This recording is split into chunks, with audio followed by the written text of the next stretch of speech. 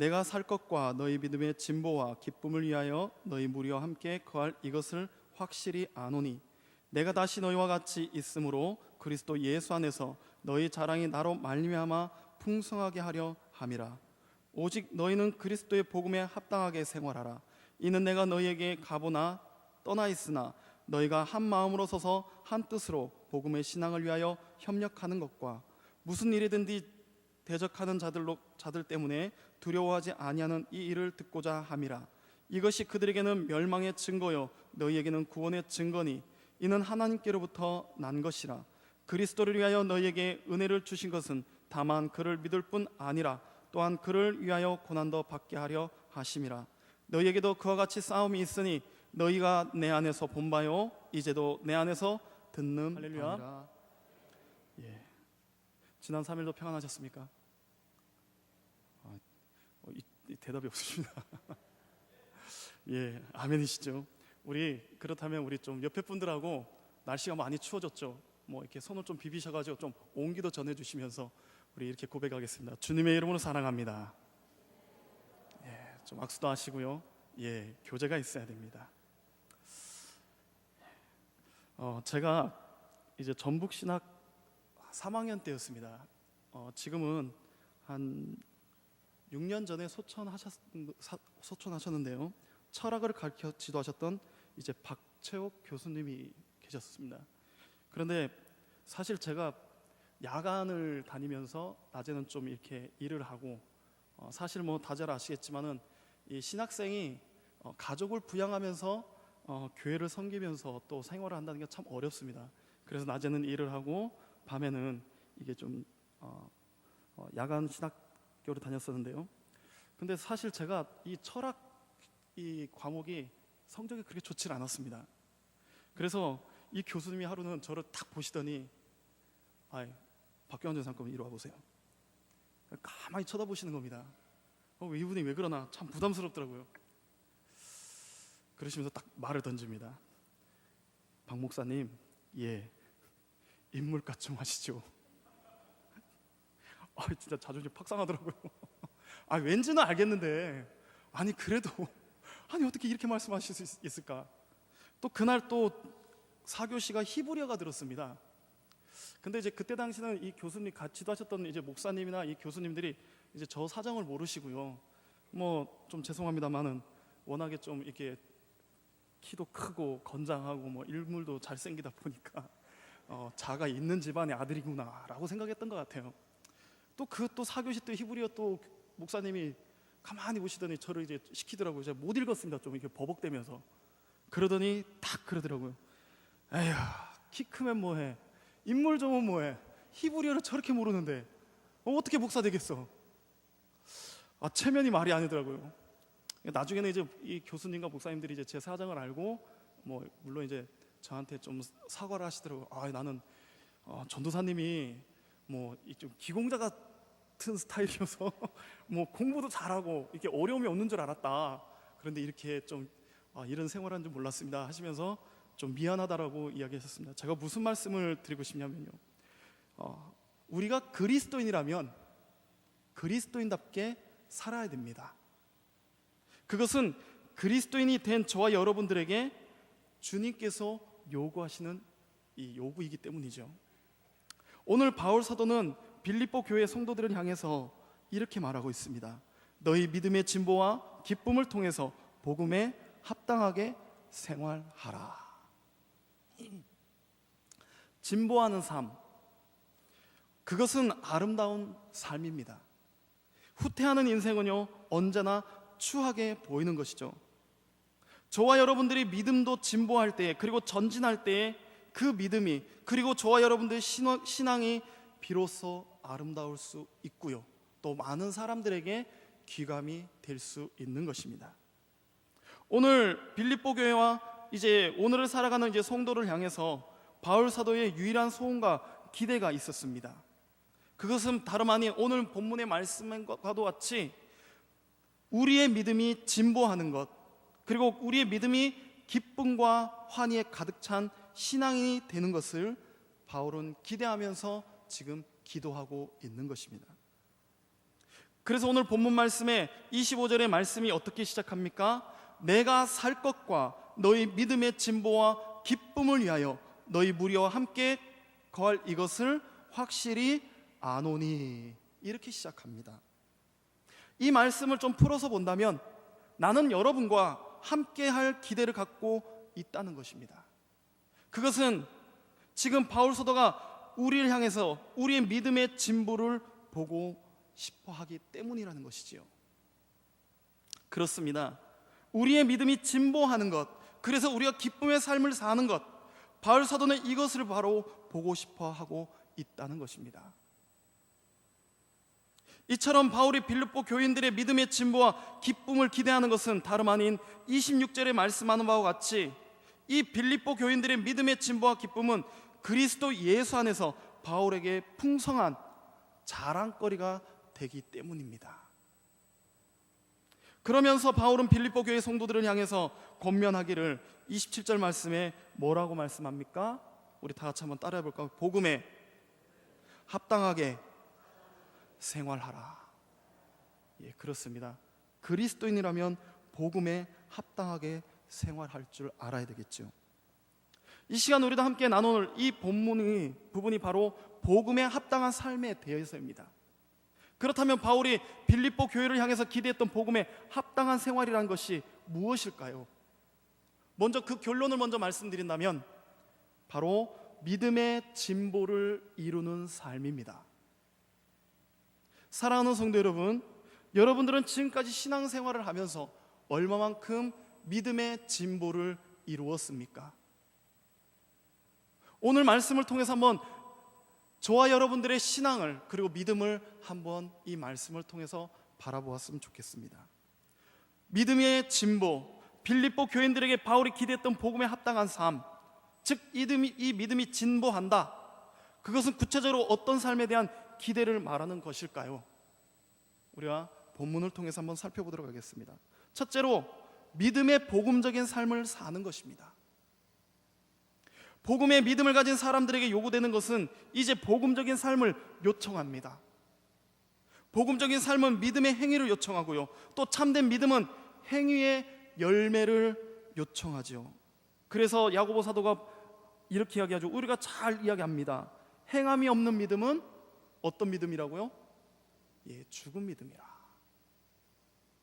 결론적으로 복음적인 삶을 요청하고 있는 야고보 사도의 또 하나의 또 질문이지요. 이것이 27절의 말씀입니다. 우리 다 같이 한번 27절 말씀 다 같이 읽어볼까요? 다 같이 읽습니다. 시작. 아멘. 예, 여기까지 읽겠습니다. 오직 너희는 그리스도의 복음에 합당하게 생활하라. 너희는 그리스도의 복음에 합당하게 생활하라. 그런데 여기서 생활하라는 단어를 우리가 주목해 볼 필요가 있습니다. 이 단어가 본래 히라버에서는 어떤 의미냐면요, 공적인 시민이 되라, 또 법을 지키는 시민이 되라는 뜻입니다. 바울 사도 당시 빌립보의 사람들은 로마의 지배 아래 있었습니다. 그런데 그들은 그 로마의 지배를 받는 것을요 굉장히 기뻐했었어요. 왜냐하면 로마 제국은 그 당시에 그들이 선망했던 나라였고요, 그들은 로마의 시민권을 얻기를 그 무엇보다도 간절히 원했었습니다. 그들은 로마의 시민이 된다는 것을 아주 또 자랑스럽게 여겼고요, 더 나아가서 명예스럽게 여기고 있었습니다. 또 그 당시에 로마 제국은 로마 시민권에 관한 하는 아주 매우 공개적인 열려진 그런 제도의 정책을 쓰고 있었다고 합니다. 그래서 로마 시민권을 따는 것이 뭐 그렇게 어렵지 않았다고 그래요. 어느 정도의 필요한 요건만 갖추면 이 로마 시민권을 부여해 주었다고 합니다. 아주 개방적인 정책을 사용해서 그렇게 해서 로마 제국의 영향권을 확대하려는 것이 바로 이 로마 제국의 정치적인 하나의 정책이었기 때문에 요건만 갖춰준다면 누구에게든지 이 로마 시민권을 그렇게 쉽게 부여해 줄 수 있었다는 거죠. 그런데요, 일단 로마의 시민권을 소유하게 된 사람들에게는 특권과 함께 거기에 따른 아주 엄격한 도덕적 의무와 책임이 요청되었습니다. 그리고 대부분의 로마 제국에 살던 사람들은 로마의 시민권을 획득한 다음에는 기쁘게 그들의 책임과 의무를 이행했다고 합니다. 병역의 의무, 납세의 의무 등 그들은 이런 의무를 이행하지 않고 기피하는 것을요 또 아주 또 부끄럽게 여겼대요.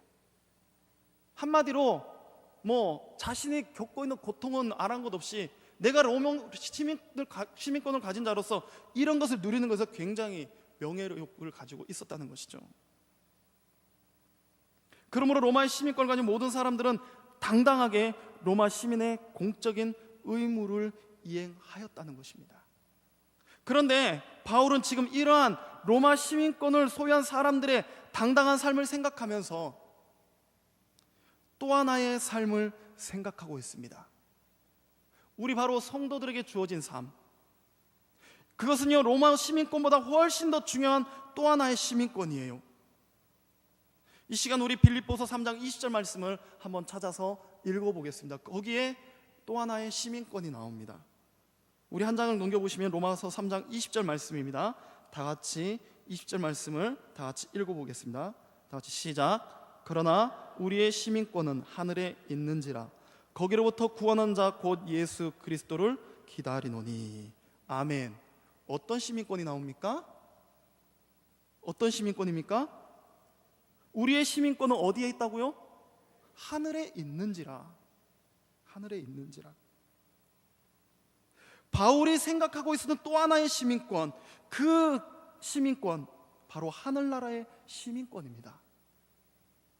우리는 복음을 듣고 복음을 받아들이는 순간 우리는 하나님 나라의 시민권을 소유하게 되는 것이죠.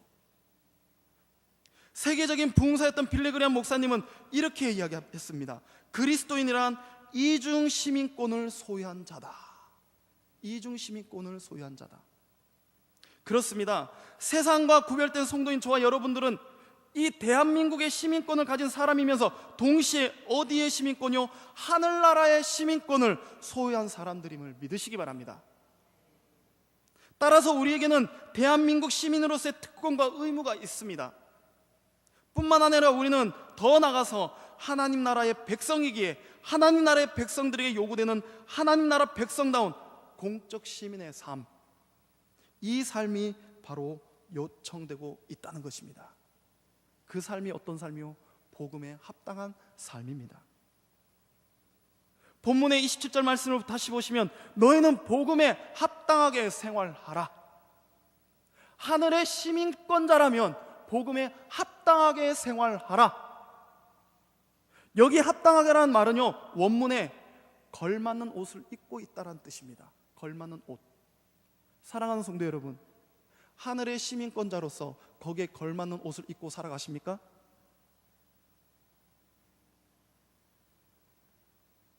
군인은 군인의 옷을 입고 살아야 군인다워 보이지요. 만약에 군복 없는 군인을 상상해 볼 수 있겠습니까? 군인인데 양복 입고 총 들고 수류탄 들고 간다고 한번 생각해 보십시오. 그것은 군인이 아니라 10중 8구 감첩으로 몰립니다. 경찰은 경찰의 옷을 입고 살아야 되지요. 제복 없는 경찰의 이미지 상상해 보셨습니까? 그러므로 오늘 본문 말씀에 믿음이 진보한다는 것은 단순히 지식의 진보가 아니에요. 복음에 합당한 삶을 사는 것, 그것이 바로 믿음의 진보를 말씀해 주고 있는 것입니다. 성경에서 주님께서 요구하시는 그대로 날마다 사는 것이죠. 하나님의 말씀을 읽고 살고 기도하고 살고 정직하게 살고 진실하게 살고 그대로 살아가는 겁니다. 이것이 바로 믿음의 진보라는 것이지요. 그렇게 함으로써 우리는 주님께서 보시기에 기쁨의 존재, 더 나아가서 주님께서 저와 여러분들을 볼 때에 아주 자랑스러운 존재가 되는 것입니다. 오늘날 성도들은 이렇게 변명합니다. 시대가 너무 지나서 말씀대로 살 수가 없습니다. 말씀대로 살다간 흔히 하는 말로 왕따를 당합니다.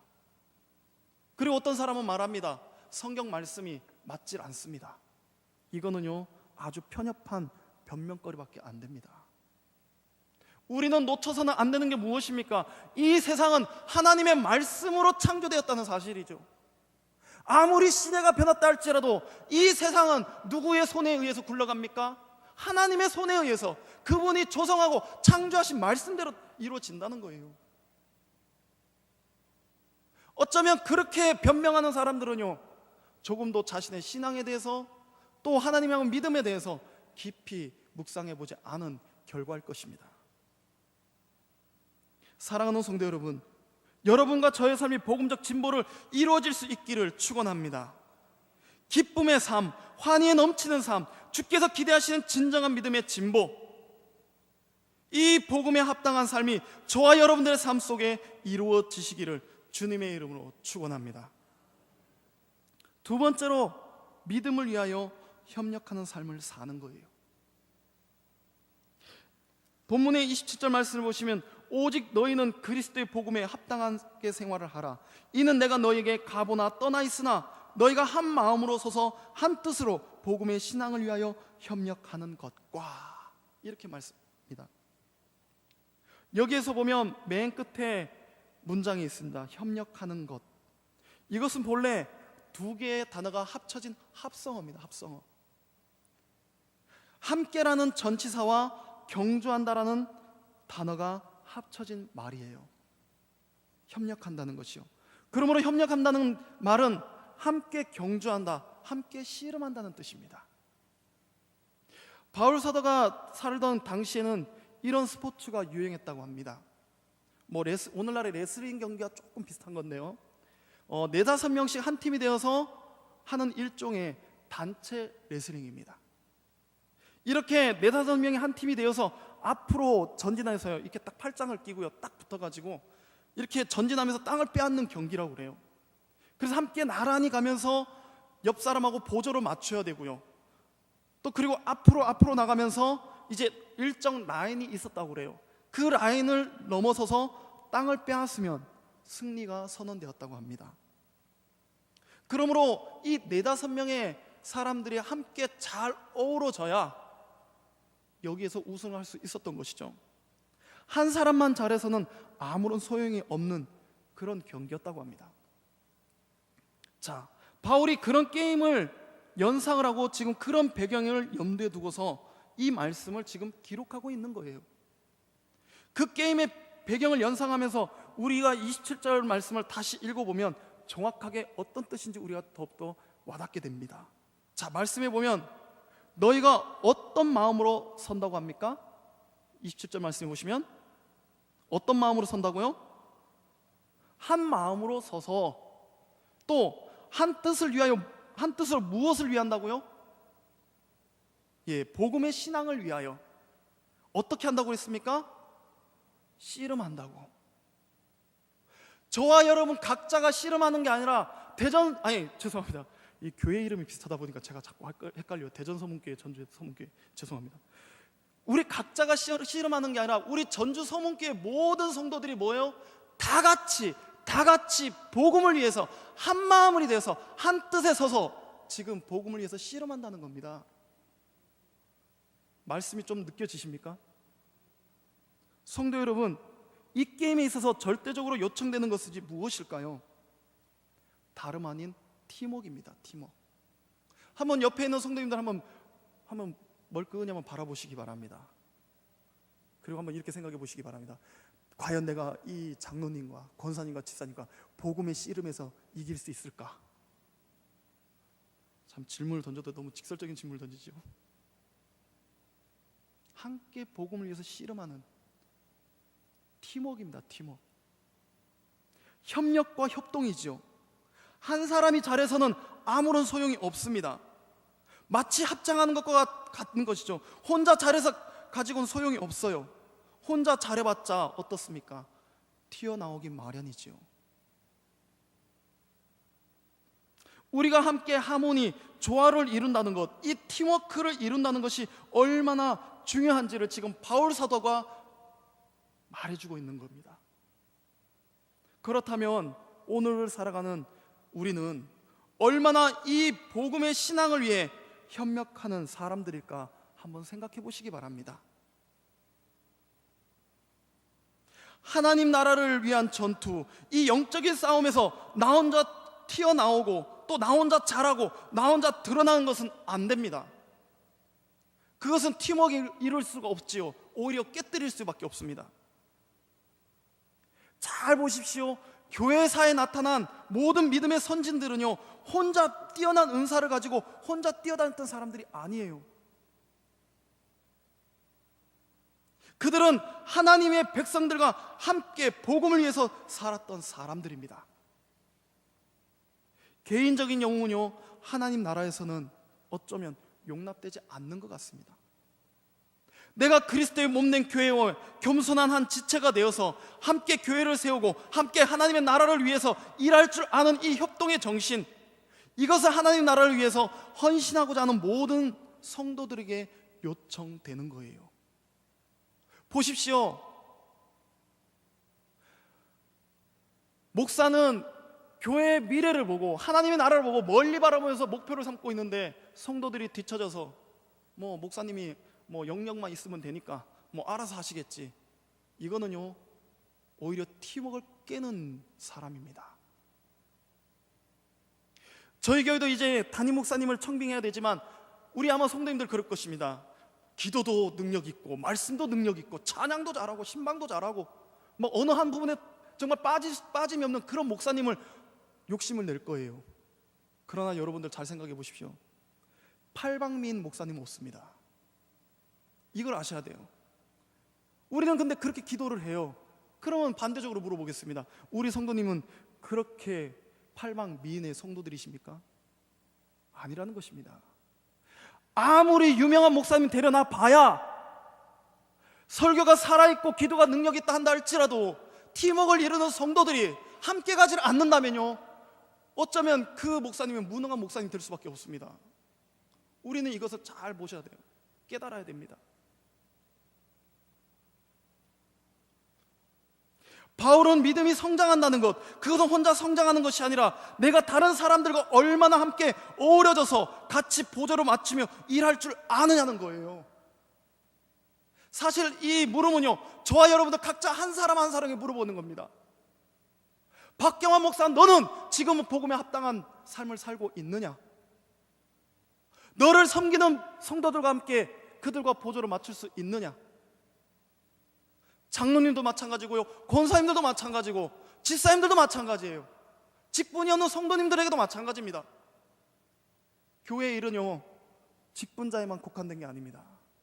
우리는 다 같이 하나님 나라의 일꾼들이라는 사실을 잊어서는 안 됩니다. 그렇기 때문에 저와 여러분 철저하게 나 개인을 죽이고 개인을 양보하고 자신의 고집과 주장과 아집을 버릴 줄 알아야 돼요. 그리스도의 몸에 겸손한 지체가 되어서 함께 주님을 더 높이고요, 함께 복음을 자랑하며 나란히 일심으로 서서 복음의 신앙을 위해서 협력하는 것, 이 삶이야말로 진정한 믿음의 성숙한 삶인 것입니다. 이 협력의 삶이 저와 성도들의 삶의 방식이 되어야 된다는 것입니다. 바울이 빌립보 교인들에게 기대했던 삶, 그들에게 기대했던 믿음의 진보는 바로 이러한 진보예요. 오늘날의 성도님들은요, 보면은요, 머릿속으로만 신앙생활하는 것 같아요. 마음은 원이로되 육신이 약하다는 주님의 말씀 기억하십니까? 우리는 항상 머릿속에 나도 뜨겁게 한번 정말 기도하고 말씀에 한번 정말 충만한 그런 신앙생활을 해보고 좋겠다, 그렇게 마음 먹고 움직이려 한다 치면 어떻습니까? 내 자신의 자아 때문에 막혀서 그냥 포기하기 말아요. 포기하고 맙니다. 우리는 우리 자아를 깨뜨리지 못하고 넘어서지 못하면요, 믿음의 진보 이룰 수 없습니다. 생각해 보시기 바랍니다. 우리가 지금까지 신앙생활하고 믿음 속에 있었던 것 한번 생각해 보시기 바랍니다.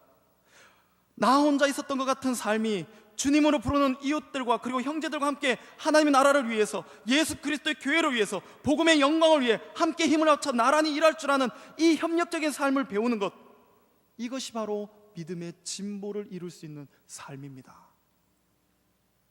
이 진보가 성도님들과 저의 삶 속에 날마다 이루어지시길 주님의 이름으로 축원합니다. 복음에 합당한 삶, 세 번째로 믿음을 위하여 고난을 감수할 줄 아는 삶이에요.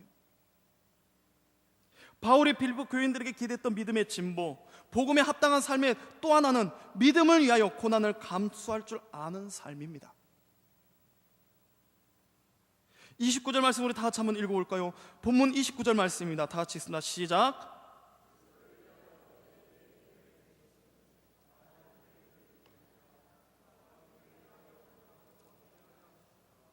아멘. 그리스도를 위하여 너에게 은혜를 주신 것은 다만 그를 믿을 뿐 아니라. 이렇게 시작합니다. 자, 성도 여러분, 믿음은 은혜라고 그랬습니다. 자격 없는 사람들에게 베풀어지는 하나님의 사랑이며 호의지요. 이 은혜는요. 그래서 에베소 2장 8절에 뭐라고 합니까? 너희가 그 은혜로 인하여 믿음으로 말미암아 무엇을 받았다고 합니까? 구원을 받았다고 그랬습니다. 믿으십니까? 내가 예수 그리스도를 믿을 수가 있었던 것, 그것은 정녕 하나님의 은혜 선물이라는 것이죠. 하나님의 사랑이라는 것입니다. 놀라운 하나님의 사랑이죠. 앞서 우리가 찬양했던 것처럼, 찬양의 304장의 찬송가처럼 말로 형용할 수 없는 하나님의 그 사랑을 저와 여러분들이 지금 잊고 살아가고 있다는 거예요. 그러나 바울의 고백은요, 여기서 끝나지 않습니다. 29절 말씀을 잘 보시기 바랍니다. 그리스도를 위하여 너에게 은혜를 주신 건 다만 그를 믿을 뿐 아니라 또한 그를 위하여 무엇을 받게 한다고요? 고난도 받게 하려 하심이라. 할렐루야. 고난까지도 받는 것. 바울 사도는 내가 주님을 위해서 고난 받는 것, 그리스도를 위해서 고난 받는 것, 그것도 뭐라고요? 은혜라는 것입니다. 내가 무엇인데 이제는 예수님 때문에, 그리고 예수님을 위해서 이 복음을 위하여 고난을 받을 수가 있다라는 것, 이것은 정녕 주님께서 내게 주신 은혜라는 겁니다. 은혜라는 것. 그리스도를 중심에서 산다는 것은 그리스도를 믿을 뿐만 아니라 그리스도를 위하여 고난당하는 것까지도 포함한다는 사실을 기억하시기 바랍니다. 우리가 그리스도를 증거하며 그리스도인답게 살려고 한다면 이 고난은요, 피할 수가 없는 거예요. 지난 새벽에도 말씀드렸지만 교회는요, 광야라고 그랬습니다. 어떤 광야요? 하나님의 믿음의 시련이 있는 광야예요. 우리는 이 교회의 광야라는 이 교회 속에서 믿음의 성장을 배우지 않습니까? 그래서 바울 사도는 30절에 이렇게 말합니다. 너희에게도 그와 같은 싸움이 있으니, 그와 같은 싸움이 있으니, 우리에게도 같은 싸움이 있다는 말이죠. 여기서 보면요, 다시 군사적인 용어가 나옵니다. 그것이 뭐냐면 바로 싸움이란 단어입니다. 싸움, 전쟁. 그래서 디모데후서 2장 3절의 말씀에 보면 저와 여러분들을 가리켜 이렇게 말합니다. 너는 그리스도 예수의 좋은 병사라. 우리는 복음을 위해 전쟁터에 부르심을 갖고 있는 군인들이에요. 의의 병기들. 믿으십니까? 예수 그리스도를 위한 하나님의 위대한 군인들이란 말씀이에요. 그리고 바울 사도는 또 이렇게 말합니다. 너희가 내 안에서 본 바요, 너희 즉 우리에게도 같은 싸움이 있다라는 것. 바울 사도도, 우리가 지금 바울 사도를 통해서 바울이 지금 복음을 위해 싸움을 싸우고 있다는 걸 우리가 보고 있죠. 바울 사도도 지금 우리에게 그 싸움이 있다라는 걸 지금 보고 있다는 겁니다. 어떻게 해요? 믿음의 눈을, 영적인 눈을 통해서. 말씀을 보세요. 바울이 무슨 싸움을 싸고 있습니까? 바울은 지금 어디에서 이 편지를 쓰고 있습니까? 로마의 감옥에서 지금 이 편지를 쓰고 있는 거예요. 본장에 앞서서 이야기했지만 바울은 감옥 속에서도 뭘 한다고요? 기뻐한다고 그랬습니다. 기뻐한다고. 기쁨이라는 단어가 몇 번 나온다고? 16번 나옵니다. 손이 묶여있고 발이 묶여있고 새살이 묶여있는 그 상황에서, 어두침침한 습기가 가득한 그곳에서, 감옥에서 기뻐한다는 거예요. 기뻐한다는 거. 뭐를 위해서? 이 복음의 싸움을 위해서요.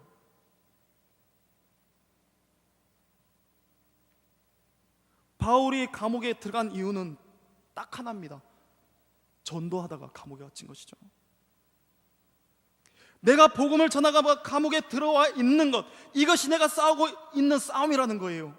그러나 이것은 나 혼자만의 싸움이 아니라 빌립보 교인들도, 나아가 오늘날 전주소문교회 모든 성도들이 이 같은 싸움을 싸워야 한다는 겁니다.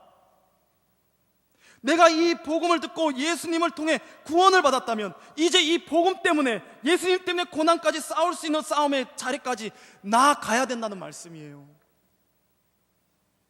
그리고 우리는 승리해야만 합니다.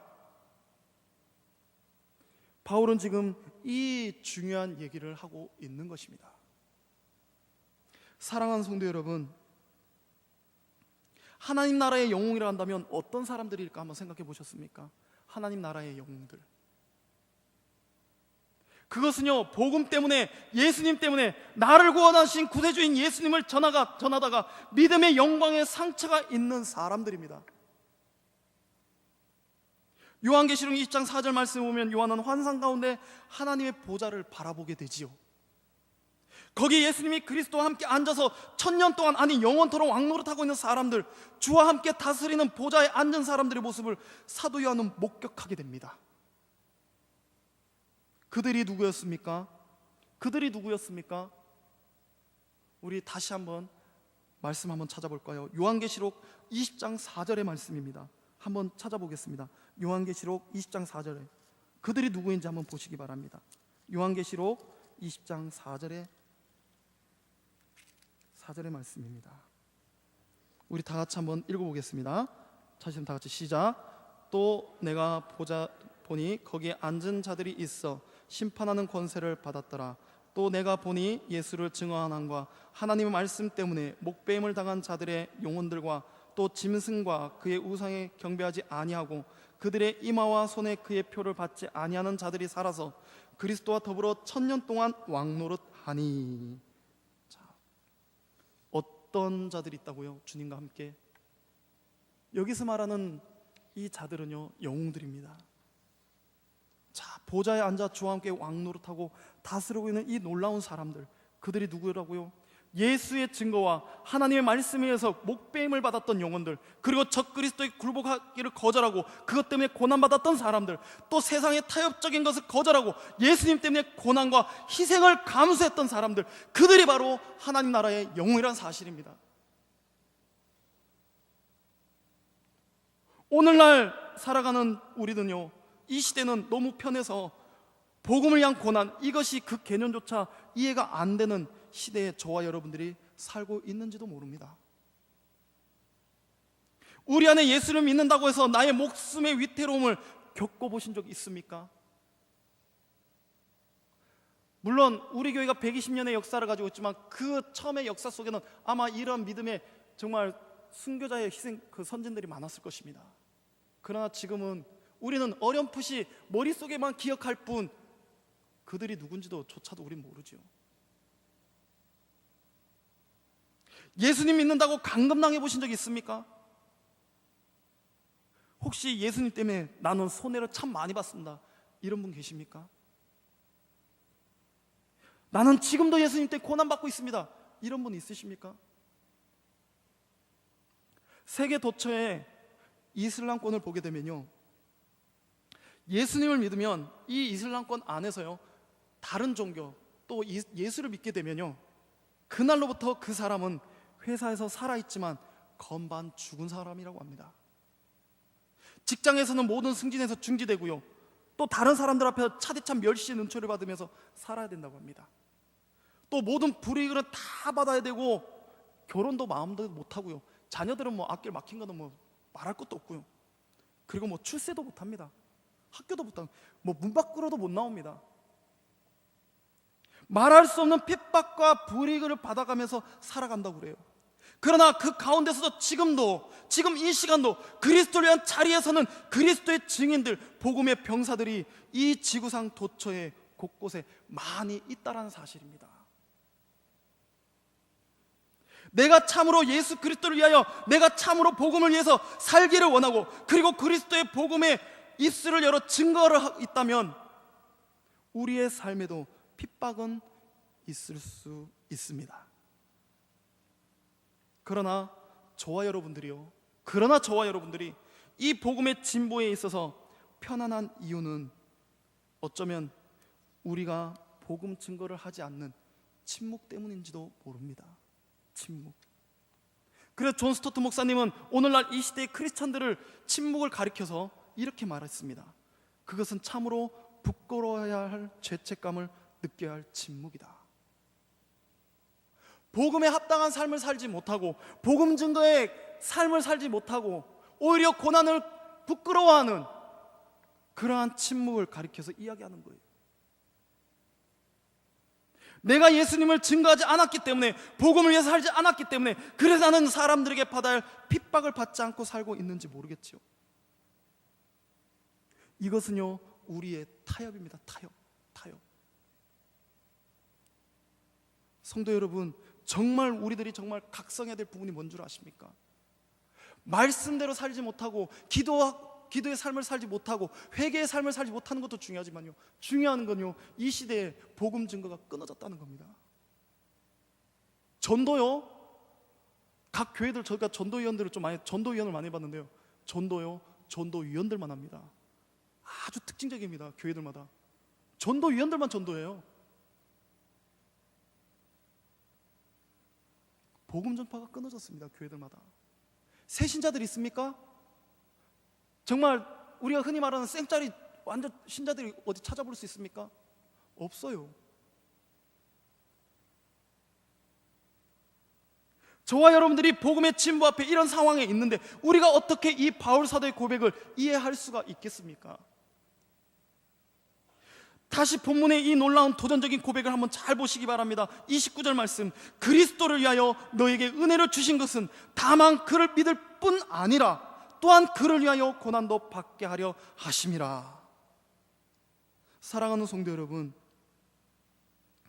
예수님 없이 살고 있는 이웃들에게 이 놀라운 구원의 복음을, 기쁨의 소식을, 내가 만난 예수 그리스도의 사랑을 전하며 전도하고 그들의 영혼을 위하여 눈물도 좀 흘려보는 이런 아주 작은 고난 아닌 고난에 대안조차도 지불하기 거절한다면요, 우리는 우리 자신을 어떻게 그리스도의 제자라고 감히 말할 수 있겠으며 나가서 성도라고 말할 수 있겠습니까? 우리 가운데 아직도 믿지 않는 영혼들, 그들을 전도하기 위해서 주님의 마음으로 눈물을 흘릴 수 있는 저와 여러분들이 다 되시기 바랍니다. 교회가 이렇게 사생결단 났다고 속 터지네 답답해하지 마시고요, 이미 모든 싸움은 하나님 손에 달려 있습니다. 우리는요 멈춰서면 안 됩니다. 하나님께 맡기십시오. 우리가 행할 수 있는 걸 해야 됩니다. 이런 영혼들을 주님 앞으로 인도하기 위해서 가슴 태우고 잠을 이루지 못하고 애쓰고 고민하며 기도하고 금식하며 주님 앞에 그들을 부탁하는 저와 여러분들의 삶이 되었으면 좋겠습니다. 그들이 복음의 말씀을 듣고 그들이 주님 앞에 돌아올 때 함께 기뻐할 수 있는 이러한 믿음, 이런 믿음의 회복을 주께서 저와 여러분들에게 주시기를 사모하여 기도했으면 좋겠습니다. 안 된다 하지 마시고요, 교회가 이런데 뭔 전도입니까? 뭔 복음 증거입니까? 새신자가 와도 뭔 기쁨이 있겠습니까? 이런 계산적인 생각하지 마시고요,